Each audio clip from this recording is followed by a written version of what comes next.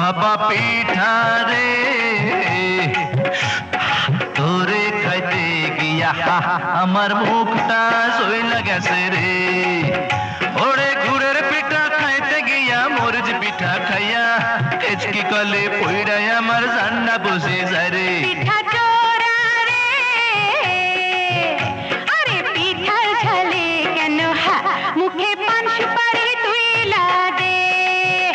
আরে কেমন তোমার বাহাদুরি খবর গেছি পাইয়া, একটা পিঠা খাইয়া তুমি গেছো কাহিল হইয়া। ভাপা পিঠা রে